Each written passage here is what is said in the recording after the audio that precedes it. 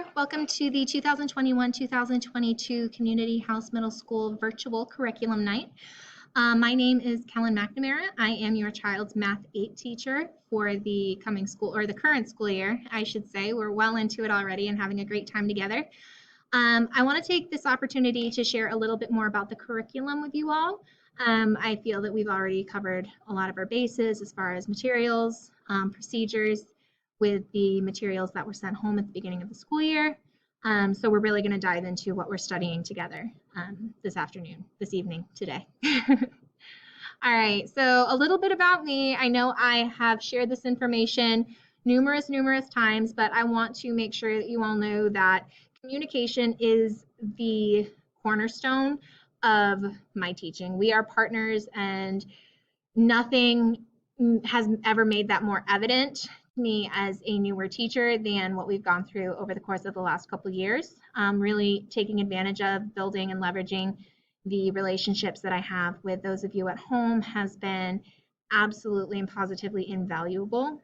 And I want to make sure that we continue to build those relationships as we return to and hopefully maintain in-person learning. I can be contacted via email, Remind, or Canvas Messenger. And I do have a fourth block co-teacher, Mrs. Stacy Carr, who can also be contacted at the email listed here and through Canvas Messenger as well. All right, classroom expectations. Our classroom really has 5 pillars. We respect one another, we respect our classroom, and we respect our learning space. Not just the physical space, but the mental and emotional space that we're all coming to learn in. We come to class prepared, whether that means bringing our workbook, a charged Chromebook, the materials needed, completed assignments. We're honest, not just with taking accountability for our behavior, but taking accountability for our learning. We're vulnerable. When we have questions, we ask them. If we're unsure of an answer, we still share it because maybe it's right. Awesome. Maybe it's a learning opportunity for everybody. So we really want to create and maintain that honest and vulnerable space in the classroom. Most importantly, we want to be ready to learn. School is a place for students to build character and build relationships. And that's actually the most important part of what I try to accomplish in the classroom here. However, the learning that goes on in the classroom is also pivotal, and a lot of the character building and relationship building happens when we're learning together. So those are our goals, our tenets of education in the classroom. Communication expectations. Students can find a weekly Canvas announcement with important reminders, including upcoming assignments and school policies. Contact me anytime. Just please give me 24 hours to respond, and I will communicate with students through the Canvas announcements and the Canvas inbox. These should be checked daily to make sure that students aren't missing any important information.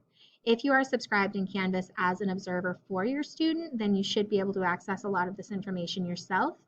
So if you have a student that you like to support a little bit more, although we are encouraging students to be more independent and accountable for their learning this year, that is also a great tool to allow you to support your student and make sure that they're not missing any important communication. All right, so a little bit about Math 8. We are going to study concepts related to functions, number sense and square roots, geometry, the coordinate plane, and three-dimensional figures, expressions and equations, statistics, and one of my personal favorites, the Pythagorean theorem. For class, your student needs a binder or notebook, their workbook for each unit, pencil and highlighters, and their charged Chromebook. We are on like day 20 of the school year, and Ms. McNamara, can we please plug in my Chromebook, has become something I hear a lot already. Please make sure that your child is charging their Chromebook at home. They've plugged their cell phone in the evening, they can plug their computer in, right? So open up resources. This is our curriculum. It is a literacy-based math curriculum with an emphasis on carefully developed language routines and whole class discussion. Really what this means is there are a bunch of language routines that are research-based and were developed at Harvard University, and they are widely used to create literacy-based programs for content areas outside of the English language arts. So these may be making connections, across content areas or across units of study in math. This may be certain discussion supports, a think, pair, share. There are a lot of things that go in within these language routines, but it is one of the ways that we facilitate learning through the curriculum. The whole class discussion is also a place where a lot of learning happens, and students spend a lot of time learning from each other, which is a lot of fun. With this curriculum, they spend a lot of time experimenting and making observations and inferring what the rules of math are and sort of discovering them themselves before we define them. So there's all sorts of room for errors and for hypotheses and for them to sort of get their hands dirty doing the math themselves. And then when we come to the whole class discussion, we get to share that and hear what everybody's thought processes were and what their successes were and what remaining questions they have, and sort of help build each other in that way. So it's really, it's been very productive. So this is a list of our units that we're going to study and open up. We are currently studying rigid transformations and congruence, which is our first unit. We had our first unit test. It was our mid-unit test on September 15th, and we have an upcoming test on September 30th. The rest of the units are listed on the course syllabus. They're also listed here. So we've got dilations, similarity, and introduction to slope, linear relationships, equations and systems, functions and volume, associations and data, exponents and scientific notation, and finally the Pythagorean theorem and irrational numbers. So the way this curriculum is also built is it all builds on top of itself. So our current unit deals with rigid transformations and congruence, which basically means we can move shapes in certain ways that don't change the shape or change the size, right? Our next unit, when we get into dilations and similarity, we are looking at dilations which do change the size of a shape, but they don't change the angle. So it maintains similarity between shapes, but it changes the size. What's really exciting about this curriculum is, so we make this jump from rigid transformations to dilations, but then we take the concept of dilations and similar triangles and we apply that to what's called a slope triangle. And that's actually how we teach slope, with rise over run, because we have that proportionality of similar figures and we can develop slope from there. And then from slope comes linear relationships, and we look at the y-intercept and studying translations of lines in the coordinate plane. So it all stays very much connected. We're constantly relooping and revisiting things that we've previously studied. And it's a very exciting way to see how the curriculum creates this very concrete foundation for students, where it just gets stronger and stronger every time we introduce a new unit, because it's consistently revisiting what they previously studied. So I want to take you through the structure of a lesson. We always begin with a warm-up, and this is an opportunity for students to apply prior knowledge or really activate prior knowledge to solve a problem related to what they will be learning that day. So if you're watching this video on the day of curriculum night, virtual curriculum night, we are studying Unit 1, Lesson 14. So our warm-up for Unit 1, Lesson 14 is to find the measure of angle JGH and explain or show your reasoning. So if you look at angle JGH, students will see it is supplementary to JGF. Since JGF is 30 degrees, JGH is 150, because they have a sum of 180 degrees. And that should be a very strong concept for them at this point. And then they're asked to find and label the second 30-degree angle in this diagram. That's going to be HGI. That's the concept of vertical angles, which is a little newer, but also very important.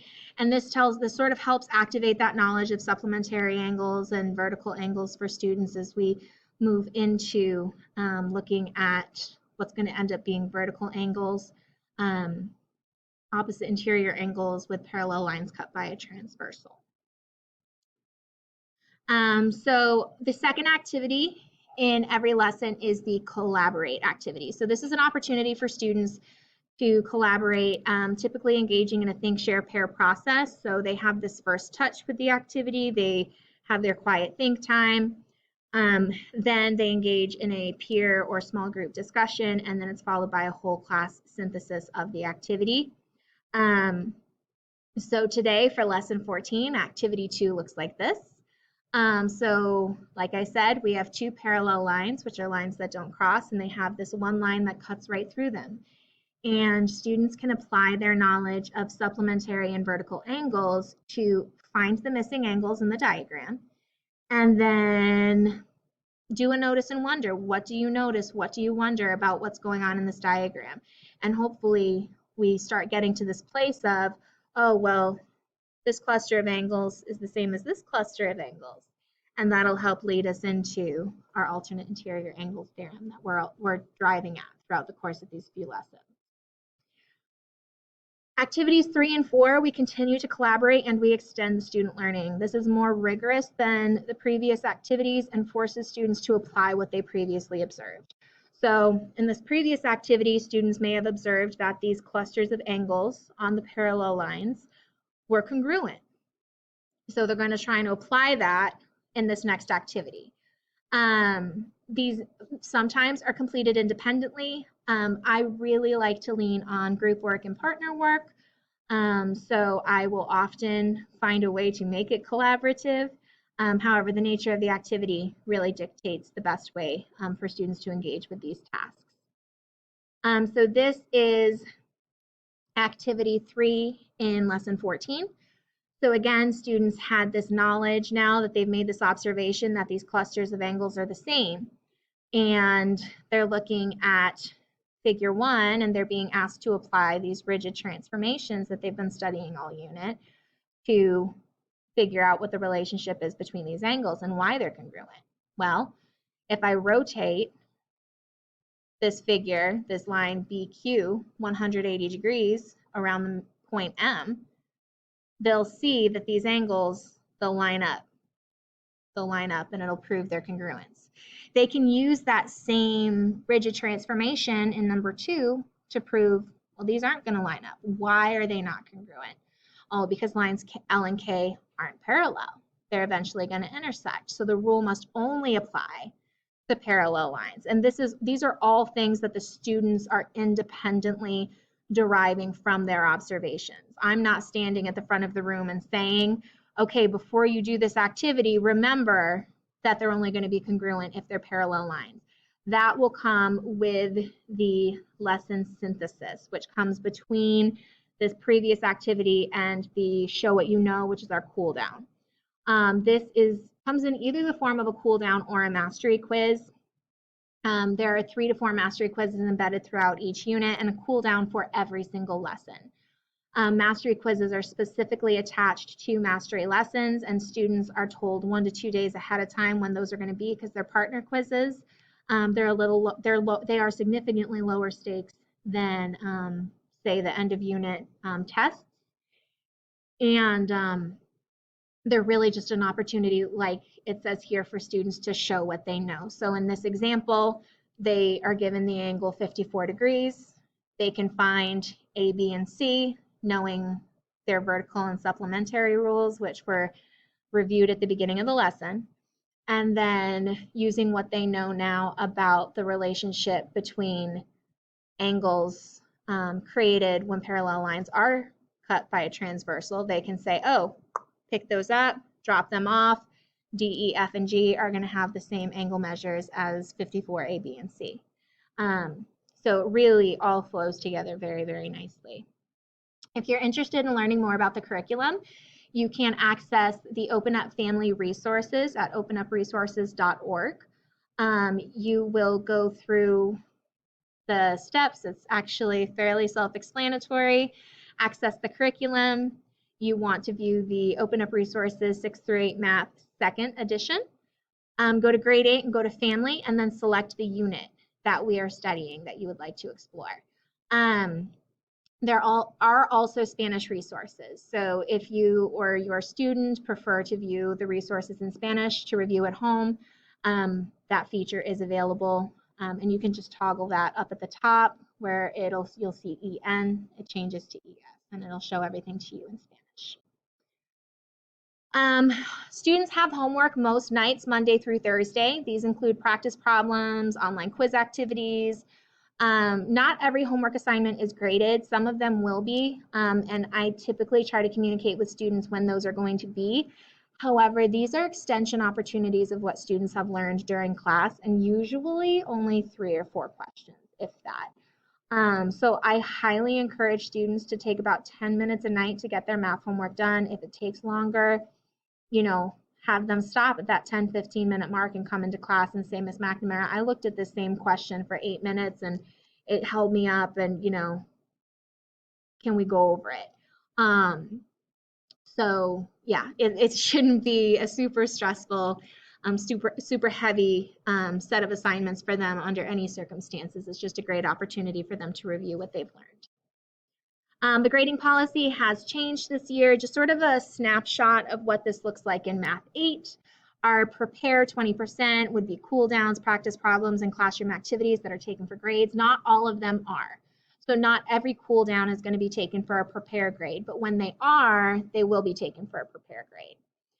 Rehearse is mastery quizzes and study guides, pretty much exclusively, and perform will exclusively be our unit assessments. There may be a Paideia assignment in there. It's going to be a project, where it will count for a perform, but we'll get into that later. It won't come until second quarter for sure. Grades should be updated by the end of the day every Friday. If they're not, please give me a little bit of grace. I do try to get it done by the end of the day on Fridays, but if for whatever reason that doesn't occur, trust that I am going to get those done as soon as possible. And if you are curious about a particular assignment grade, please do not hesitate to reach out. As far as test corrections and retakes are concerned, students can retake any assessment for up to 100% after participating in tutoring or flex time to review and relearn the content and complete test corrections.